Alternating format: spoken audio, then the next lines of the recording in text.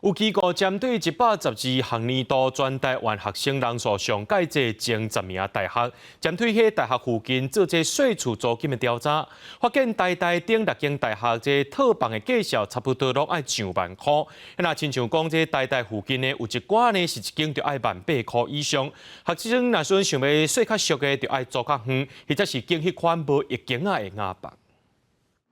拍电脑整理资料，转动下读台法律所，爱学的法律知识真侪。准讲是休热，伊也是留伫税厝的所在研究行政法等各种法律条文，为9月开学伫做准备。好在伊税伫台法学院附近，雅房每个月租金敢若5000。边的房价其实还蛮贵，所以蛮多同学会到郊区，比如说文山新店，或是到中永和去找房子。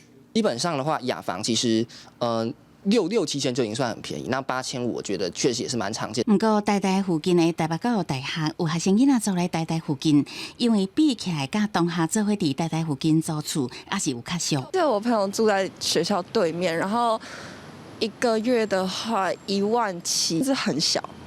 所以你们这是相对比较，对不对？对，房市研究机构分析，112项年度全台湾学生上侪的前10间大专院校，周围主体租金，伫北部的台、阳明、高台、民团等6间学校，独立套房的网络台租物件中位数拢爱万外，台附近我卖18500块。年租金涨不停，不仅网络代租物件的一个租金3年涨幅大概就有1成以上。政府的租金指数更是连36个月上涨。如果说这个商圈它本身除了学生之外，还有一些上班族这一类的商圈，租金的表现上面它会比较强势。那学生他要承租这样子案件的时候，他的压力也会比较大。专家分析，像台伫大安区本来厝价就较贵，佮提高独立套房的租金，避免租金的压力伤大，学生囡仔只好租去空的所在，像讲租雅房来省租金支出。记者综合报道。